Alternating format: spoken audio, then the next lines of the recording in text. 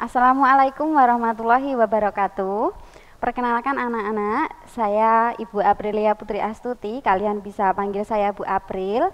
Di sini saya mengampu mapel IPA kelas 7E, F, dan G. Nah, sebelumnya kita sudah mempelajari materi IPA melalui Google Classroom. Ada 2 kali materi 1 dan materi 2. Materi 1 adalah materi besaran dan satuan, kemudian materi yang kedua adalah materi tentang objek IPA dan pengamatannya. Nah, di sini saya akan menyampaikan materi yang ketiga. Materi yang ketiga di sini tentang subtopiknya pengukuran.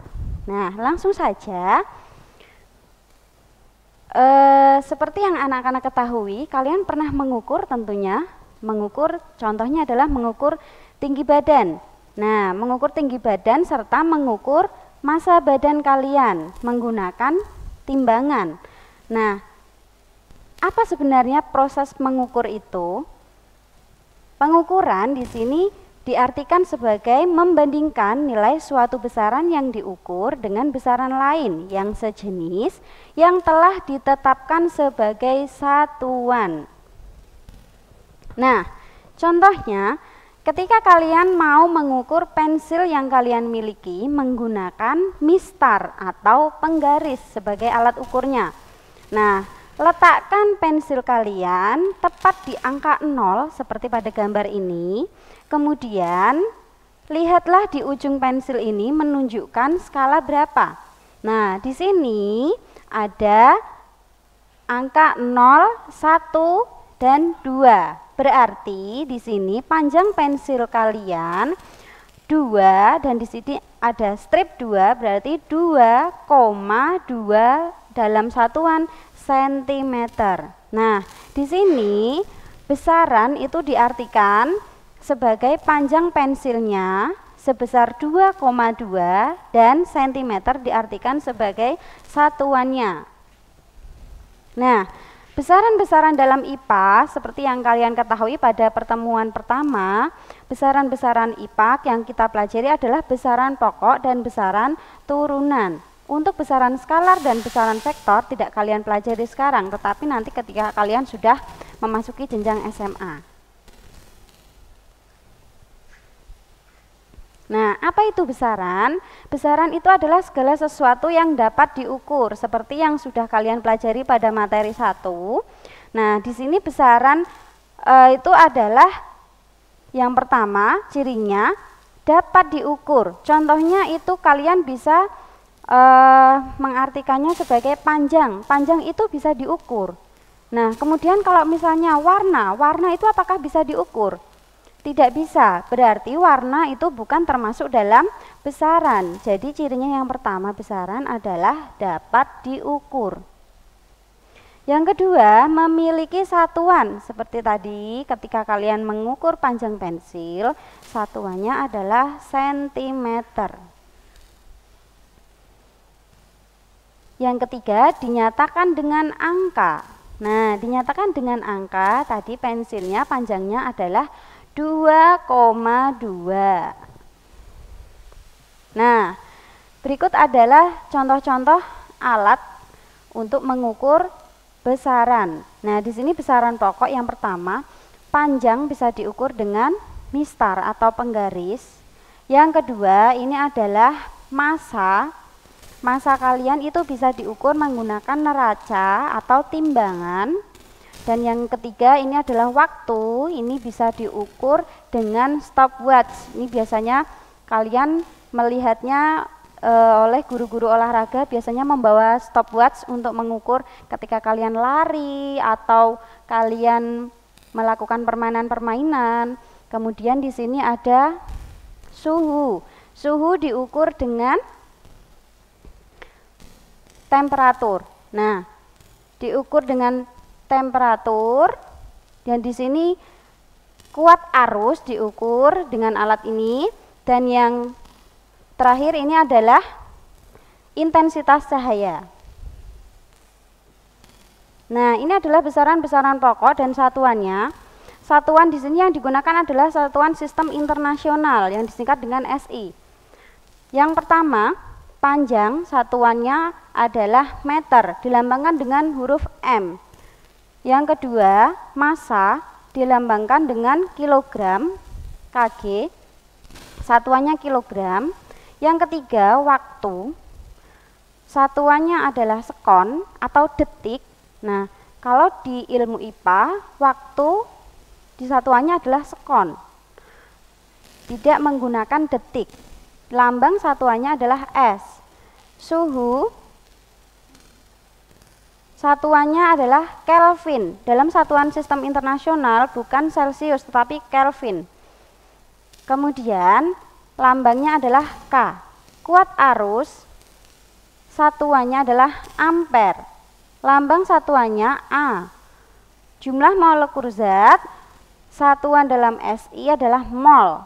Lambang satuannya mol. Dan yang ketujuh, intensitas cahaya satuan dalam sistem internasional adalah kandela, dilambangkan dengan satuan CD. Kemudian besaran turunan ada 5. Yang pertama adalah kecepatan, luas, massa jenis, volume, dan gaya dengan satuan seperti ini. Nah, ini sudah kita pelajari pada materi yang pertama. Kemudian satuan itu ada 2 macam, satuan baku dan tidak baku. Satuan baku seperti yang tadi tertulis di tabel-tabel tadi. Kemudian untuk satuan yang tidak baku ini ada contohnya jengkal, hasta, dan langkah. Kenapa ini disebut satuan tidak baku? Karena contohnya jengkal, setiap manusia itu memiliki panjang jengkal yang berbeda-beda sehingga dia masuk ke dalam satuan tidak baku.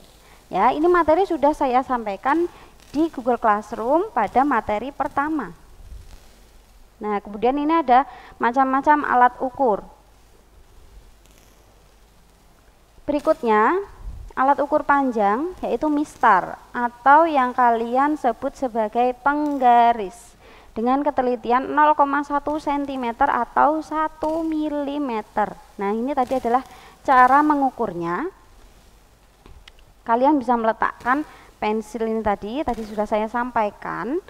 Nah, di sini panjang ini adalah besarannya sebesar 2,2 dan cm sebagai satuannya. Alat yang kedua adalah jangka sorong. Jangka sorong adalah suatu alat yang digunakan untuk mengukur panjang suatu benda dengan ketelitian 0,01 cm atau 0,1 mm. Nah, seperti inilah alatnya. Bagian-bagian dari jangka sorong ini terdiri dari rahang tetap atas, rahang sorong atas, di sini ada rahang tetap bawah, ini ada rahang sorong bawah, di sini skala nonius. Kemudian ini ada tombol penguncinya, dan ini ada skala utama, dan yang paling bawah ini, paling ujung ini ada tangkai ukur kedalaman. Kemudian, bagaimana cara mengukur dengan menggunakan jangka sorong? Cara mengukur menggunakan jangka sorong, itu yang pertama adalah kita meletakkan bendanya, letaknya ada di sini. Ini jika kita mau mengukur diameter luar suatu benda. Jika kita mau mengukur diameter dalam suatu benda, kita menggunakan yang di sebelah sini. Kemudian yang di sebelah sini kita bisa menggunakannya untuk mengukur kedalaman suatu benda. Nah, yang pertama, cara membaca skalanya, skala utama. Jika seperti ini adalah hasil pengukurannya. Skala utama ditunjukkan di sini pada garis yang di depan angka 0. Di sini adalah angka 2, ada strip 2 berarti 2,2. Dan skala noniusnya yang berimpit dengan garis pada skala utama. Yang berimpit di sini adalah strip ke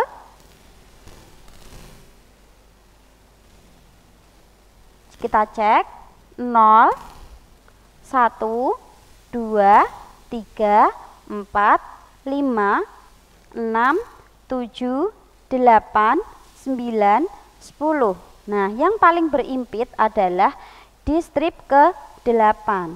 Nah, di strip ke-8 ini tadi kita kalikan 0,01 karena di sini skala noniusnya.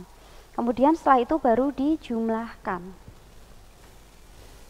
Nah, kemudian yang keempat, mikrometer skrup. Mikrometer skrup ini biasanya digunakan untuk mengukur ketebalan suatu benda, diameter, dan lain-lainnya dengan ketelitian 0,001 cm atau 0,01 mm.